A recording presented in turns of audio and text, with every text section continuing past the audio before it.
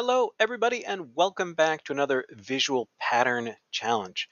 We've got an unusual one today. Here's step one of our pattern. Here's step two. Here's step three. And your challenge is to predict the number of little blocks we've got in step four. If you can do that, which maybe is not so easy with this one, could you also predict the number in step 43? And can you write an equation that could be used to predict the number of blocks in any step at all? So that's the challenge. If you'd like to accept that, pause the video, give it a shot, and see how you do. Okay.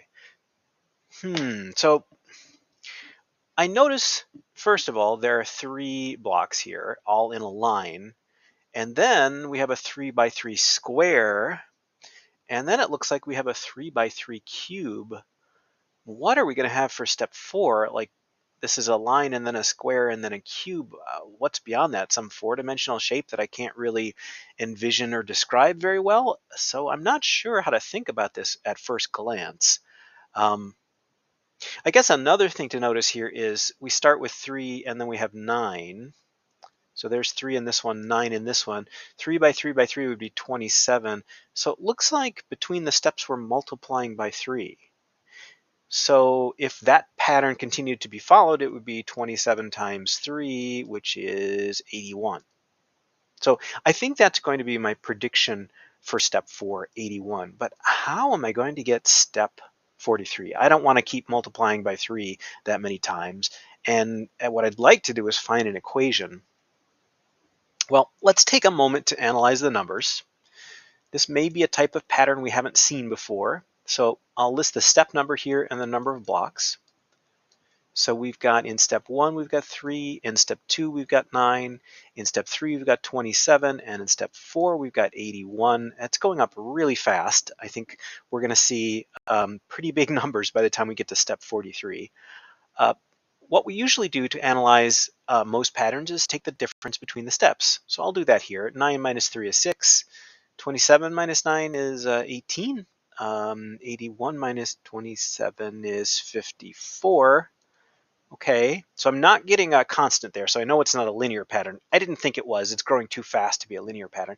Let's see if it's a quadratic. We'll take the difference of the differences. So 18 minus 6 is going to be 12, and 54 minus 18, is that 36? So I don't get a constant here either. So what kind of a pattern are we dealing with? Well, one thing I notice is all the differences are multiples of 3. All the numbers are multiples of 3. So 3 is definitely something going on here. And maybe you've got an idea already because of the line, the square, and then the cube. This is 3 in a line. This is 3 in a square. This is 3 in a cube. What we have here is what's called an exponential function. So the variable, our equation here, the variable is actually going to be the exponent. So this is 3 to the first power.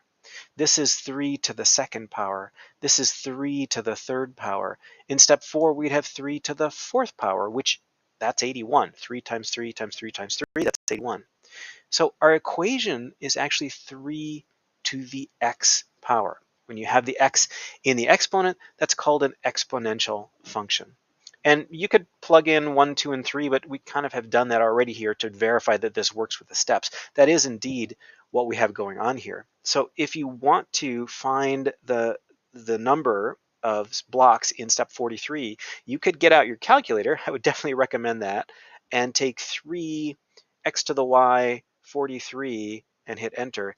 And I'm getting 3.282, and it goes on for a long time, with 10 to the 20th exponent there. So this is a huge number, huge number. I don't even know the word for 10 to the 20th. 10 to the 6th is millions, 10 to the 9th is billions. What's 10 to the 20th? I don't know off the top of my head. So very, very large. And let me just jot our equation down in here. So that is an exponential equation. This is the first time we've seen one of these in these patterns. If you got it, good for you. Pat yourself on the back. If you didn't get it, don't worry about it, but keep an eye out for this. try fooling around with, if you see a pattern that's growing really quickly, try fooling around with putting in an x for the exponent and see if that makes it work with what you see. Well, what did you think of that one? Let me know. Thanks, everybody.